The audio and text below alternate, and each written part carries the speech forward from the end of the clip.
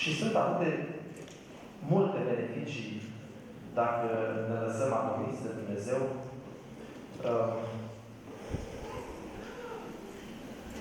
V-ați gândit cum gândesc orbii? Noi cu toții vedem. Dar un om care nu vede, cum este acel om? Care sunt simțămintele, care sunt creierile lui? Cred că e mult mai profund. E mult mai sensibil. Noi ne bucurăm de văz. Și credem că avem posibilitatea să alegem și să distingem și să facem atât de multe lucruri cu ochii noștri, dar oamenii care au fost privați de acest simț, văzul, au dezvoltat anumite trăsături de caracter mult mai profunde. Și ce mult și-a dorit Daniela ca familia ei, Daniel să fie sensibil, să fie profund, să fie grijuliu și atent. Mai e un beneficiu. Povestea cineva într-o vizită pe care o făceam de mult, că într-o noapte, în timp ce dormeau, soția a visat ceva. Și s-a trezit și i-a tras una soțul.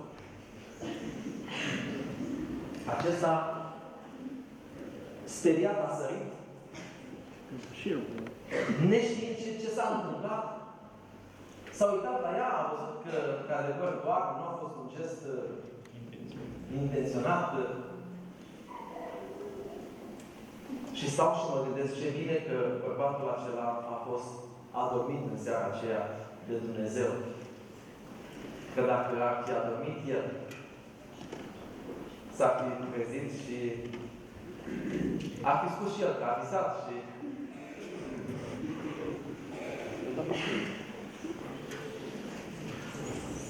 e important să te adoară Dumnezeu, Daniel. Și Daniel, e foarte important. Astăzi, când sunt atât de multe mijloace care îi adorm pe oameni. Cine nu are televizor? Cine nu are internet? Și câți dintre noi nu suntem astăzi ispipiți de aceste capcane, în fața cărora stăm cu ochii lipiți parcă. Și dispare comuniunea în familie, dispare rugăciunea, dispare altarul, pentru că fie unul dintre soți e mai obosit sau nu să se culce, celălalt e prea captat de ceea ce vede, de ceea ce aude. Când Dumnezeu te adoară, El o face ca să-ți dea niște beneficii prea mari, la care nici nu te gândești. Dar aduc aminte de un pasaj din Cartea Sfântă, spune psalmistul David, capitolul 5 din Psalm, așa: Doamne, ia aminte la strigătele mele, Împăratul meu și Dumnezeul meu, căci către Tine mă rog. Doamne, auzi-mi glasul dimineața. Dimineața eu îmi îndrept rugăciunea spre Tine și așa. Oamenii care adorm cu Dumnezeu seara, se trezesc cu Dumnezeu. Și pentru că voi amândoi purtați acest nume sfânt, Daniel și Daniela, nu pot să nu mă refer la acest titan al rugăciunii, Daniel. Omul acesta, tânărul acesta, robul acesta, luat la Babilon, care avea un obicei. Care era obiceiul lui? Închidea ochii cu Dumnezeu în fiecare seară. Și în fiecare dimineață. Și la fiecare amiază. Și la fiecare ceas de seară.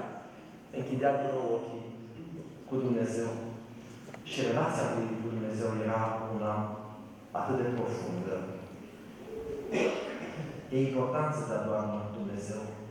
Și e important ca Dumnezeu să te țină adormit pe tot parcursul vieții. Pentru că se întâmplă de obicei după nuntă.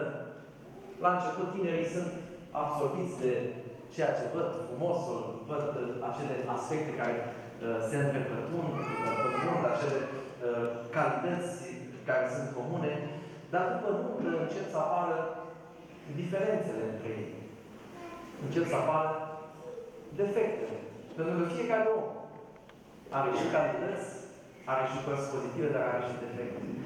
Și e atât de important ca să ne lăsăm adormiți de Dumnezeu și pe parcursul vieții noastre. Să nu ne deschidem ochii prea larg.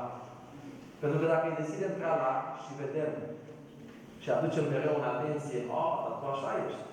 Dar dacă aș fi știut de la început cum ești. Dar ce rău îmi pare că n-am stat mai mult ca să ne cunoaștem. De ce n-am deschis eu ochii mai bine de la început? Tot apar fel și fel de discuții și remarci de felul acesta. Păstrați-vă ochii cât mai închiși. Pe tot parcursul căsniciei. Și bucurați-vă unul de altul cu aceleași simțăminte cu care vă bucurați astăzi. Și lăsați-le să crească în favoarea dragostei care Dumnezeu vrea să o așeze, să o unească de aici înainte. Mă rog Domnului și îmi doresc din toată inima ca în viața voastră la loc de cinste să fie Dumnezeu. El să vă adoarnă.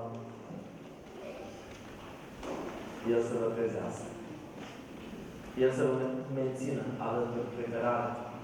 Și să nu uitați nicio clipă să faceți risipă de iubire. Așa cum ați primit de la Dumnezeu, așa să dați. Povestea fratele Cuzanu la nunta mea.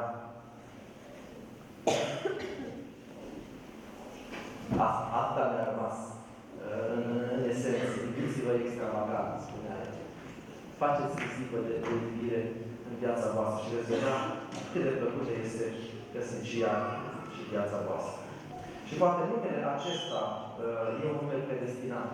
Numele de familie pe care Doamna de acum l-ai însușit, Cerchit.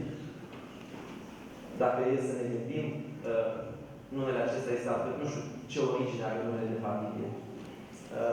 Nemțească, ungurească. Dar dacă ar fi să-l traducem în românește, e simplu, compus din două cuvinte. Cer și ghid. Cer. Adică vă înghide cerul. Cer, îndrumat. Cer, direcție. Ghid spre cer. Dumnezeu să conducă familia voastră spre cerurile desăvârșite. Amin. Amin.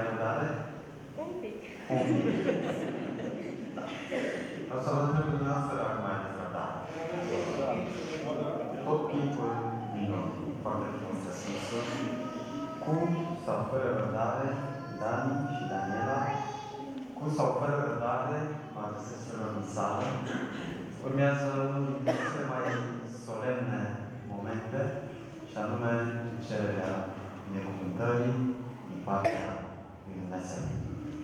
Pentru acest moment solemn, invit întreaga asistență să se ridice pe picioare.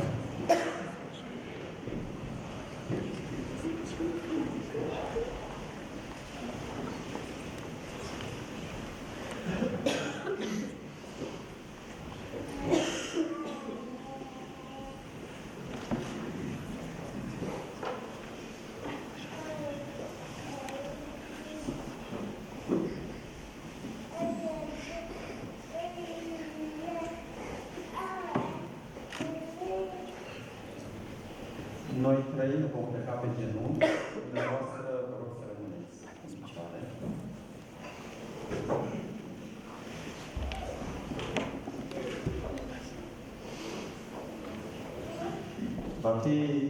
O să-i dau microfonul imediat de la mine. De obicei, în momentul acesta îl fac pe picioare, ceea ce urmează, să am ales în cadrul vostru, ca lucrul acesta să facem pe genunchi, și anume legământul căsătoriei, jurământul pe care să-l faceți unul celuilalt înaintea lui Dumnezeu. Dani, o iei de soție pe această mireasă frumoasă pe care o ții de mâini. Da. Daniela, îl iei de soț pe acest mire frumos pe care îl ții de mâini în momentul acesta? Da.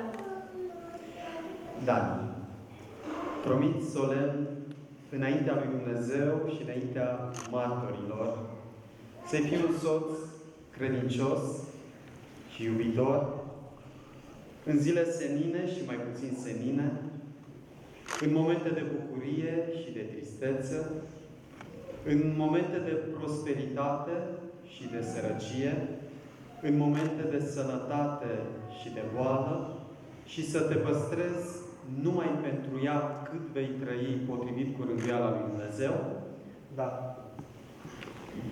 Daniela, promit solemn înaintea lui Dumnezeu și acestor martori să-i fii o soție credincioasă și iubitoare în zile senine și mai puțin senine, în momente de prosperitate și de sărăcie, în momente de bucurie și de tristețe, în momente de sănătate și de boală, și să te păstrezi numai pentru El cât vei trăi potrivit cu rânduiala lui Dumnezeu?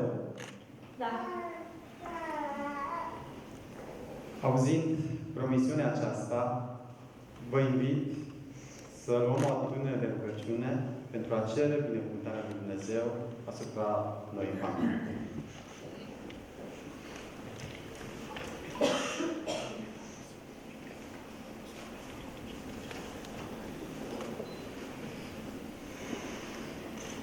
Tată bun din ceruri,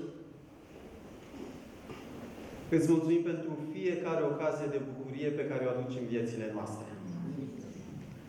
Îți mulțumim pentru bucuria pe care ai făcut-o întregului neam omenesc prin jertfa și învierea Fiului Tău. Îți mulțumim că din această bucurie putem să ne hrănim fiecare dintre noi. Îți mulțumim pentru bucuria de a participa la sărbătoarea celor doi. Îți mulțumim pentru bucuria de a auzi legământul fiecăruia. Îți mulțumim pentru promisiunile, pentru făgăduințele pe care Tu le-ai așezat în cadrul căminului. Dorim, Tată din ceruri, ca în momentele care urmează să cerem binecuvântarea Ta asupra celor doi. Tată bun, unește-i Tu așa cum ai promis în Sfânta Scriptură. Dacă până acum au mers pe două cărări, ajută-i ca de acum pașii lor să meargă pe o singură cărare. Ajută-i ca tot ceea ce au, tot ceea ce sunt, să devină una. Ajută-i ca una fiind să aibă bucuria de a se întâlni cu Tine când vei veni pe norii cerului. Tată din ceruri, Pe drumul acesta pe care au pornit, nu vor fi întotdeauna flori și soare. Vor da și de probleme. Te rugăm, ajută-i și dă-le înțelepciunea de a alerga întotdeauna la tine. Te rugăm să le dai Tu soluțiile potrivite, astfel încât drumul acesta să nu se oprească decât în împărăția Ta. Dorim de asemenea, Părinte, că dacă Tu vei dori să-i binecuvintezi cu copii, să le dai înțelepciunea de a-i crește pentru împărăția Ta. Te rugăm să le faci parte de făgăduințele pe care Tu le-ai pus în Sfânta Scriptură. Iar dacă e în planul Tău ca Dani și Daniela să aibă copii, dă-le bucuria de a-i crește pentru Tine. De asemenea, Părinte, te rugăm să le dai cele necesare traiului pe pământul acesta, să nu le dai nici prea mult ca să-și piardă credința, nici prea puțin ca să-și piardă de asemenea încrederea în Tine, ci dă-le suficient cât să aibă pentru ei și pentru aceia în viața cărora îi vei aduce. Amin. Te rugăm de asemenea să faci Tu ca acest cămin, această familie, să fie o mireasmă de viață spre viață pentru alte familii. Ajută-i, Doamne, ca prin modul în care se vor iubi, prin modul în care se vor purta unul cu celălalt, prin modul în care îți vor cere Ție ajutorul și călăuzirea, să fie o binecuvântare pentru cei din jur. Te rugăm de asemenea, Părinte,